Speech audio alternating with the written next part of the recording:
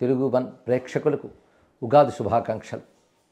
ఈరోజు క్రోధినామ సంవత్సర ఆది దివసం. ఉగాది, యుగాది, కల్పాది అని చెప్పబడుతున్న పవిత్రమైన పర్వదినం. యుగాది అనే మాట కూడా సమంజసమే.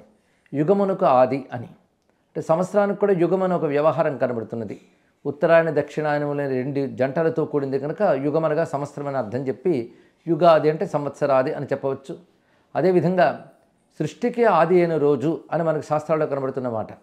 చైత్రమాసే శుక్లపక్షే సచర్జే ప్రథమేహని అని బ్రహ్మదేవుడు మొట్టమొదటిగా ఈ చైత్రశుద్ధ నవమి నాడే, చైత్రశుద్ధ పాడ్యమి నాడే సృష్టిని ప్రారంభించాడు అని శాస్త్రం చెప్తున్నటువంటి అంశం కనుక దీన్ని మనం కల్పాది అని కూడా వ్యవహరిస్తూ ఉంటారు. ఇటువంటి పవిత్ర దివసంలో సంవత్సరాన్ని స్వాగతిస్తూ ఒక శుభంకరమైనటువంటి దైవీయమైనటువంటి వాతావరణంలో మనం శుభాకాంక్షలు చెప్పుకుంటాం. దైవ సంకల్పం, మానవ సంకల్పం రెండు కలిస్తేనే అవి సాధ్యమవుతాయి కనుక మనం మనుష్య సంకల్పాన్ని దైవ సంకల్పంతో అనుసంధానం చేసేటువంటి దివసంగా దీన్ని భావించాలి. అందుకే దీని కర్తవ్యంగా ప్రథమతః బ్రాహ్మీముహూర్తంలో నిద్రలేవడం, అభ్యంగ స్నానం చేసుకోవడం, ఆ తర్వాత గణపతిని, సరస్వతిని, ఇష్టదేవతలను ఆరాధన చేసి పంచాంగ శ్రవణం చేయడం. అంటే పంచాంగం యొక్క స్వరూప స్వభావాలు తెలుసుకుంటాం. ఈ సంవత్సరం ఎలా ఉంటుంది అంటే ఫలితాలు ఎలా ఉంటాయని కాదు, సంవత్సరం యొక్క స్వరూపం ఏమిటి, ఈ సంవత్సరంలో వచ్చేటువంటి ముఖ్య పర్వాలు ఏమిటి, అదేవిధంగా ఈ సంవత్సరానికి రాజు, సేనాని, మంత్రి ఇత్యాది గ్రహస్థానాలు ఉంటాయి, వాటిని తెలుసుకోవడం. అటువంటి గ్రహములు, సంవత్సర దేవతలు, కాల అభిమాన దేవతలు వీరందరూ కూడా మనం అనుకూలించాలని ప్రార్థించడమే పంచాంగ శ్రవణంలో ఉన్నటువంటి ఆంతర్యం. కానీ పంచాంగ శ్రవణంలో కాల భాగములకున్న అధిపతులైన దేవతల్ని వారి కృపని పొందేటువంటి ప్రయత్నం చేశారు. ఆ తర్వాత ఉగాది ప్రసాద స్వీకరణం. ఉగాది ప్రసాదం అంటే వేపపూత, మామిడి, బెల్లము, ఆవు నెయ్యి ఇది కలిపింది ఉగాది పచ్చడి అంటారు. కానీ ఉగాది ప్రసాదం అని వ్యవహరించి దాన్ని స్వీకరించడం ఉంటుంది. అదేవిధంగా ఇది వసంత నవరాత్రుల ప్రారంభ దివసం. వసంత ఋతువులో మొదటి మాసం కొంతమంది అమ్మవారిని ఆరాధన చేస్తారు, కొంతమంది శ్రీరాముని ఆరాధన చేస్తారు. మన ఇద్దరికీ నమస్కారం చేసుకొని అటు అమ్మవారి కృప, ఇటు శ్రీరాముని కృప మనకు లభించాలని ప్రార్థన చేయాలి. అంతేకాకుండా ఇది క్రోధినామ సంవత్సరం చెప్పబడుతుంది. 60 సంవత్సరాల్లో 38వ సంవత్సరంగా క్రోధి చెప్పబడుతున్నది. అయితే క్రోధి ఇత్యాది తీవ్ర నామాలు కొన్ని 60 నామాలు ఉంటాయి, సౌమ్య నామాలు కూడా ఉంటాయి. అయితే పేరు బట్టి ఈ సంవత్సరం ఎలా ఉంటుందో అని కొందరికి ఆందోళన కలగవచ్చు. కానీ నిజానికి ఆలోచన చేస్తే ఇలాంటి తీవ్రమైన పేర్లున్న సంవత్సరములు క్షేమంగా గడిచిన సందర్భాలు ఉన్నాయి. సౌమ్యమైన పేర్లున్న సంవత్సరాల్లో కూడాను తీవ్రంగా ఘోరంగా గడిచిన సందర్భాలు ఉన్నాయి. అందుకే పేరు గురించి పెద్దగా పట్టించుకోనక్కర్లేదు, కానీ పేరు ప్రభావం ఉంటుంది.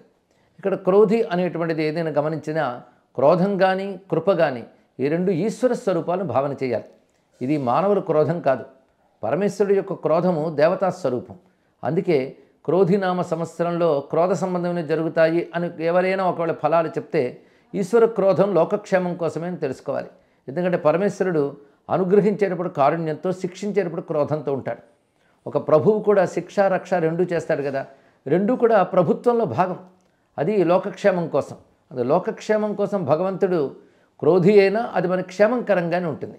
అందుకే దుష్టత్వాన్ని నిగ్రహించడానికి భగవంతుడు క్రోధం చూపిస్తూ, అదేవిధంగా పంచభూతాలు మన మీద ప్రకోపించకుండా అవి శాంతమయ్యేట్లు భగవానుడు అనుగ్రహించాలని ప్రార్థన చేయాలి.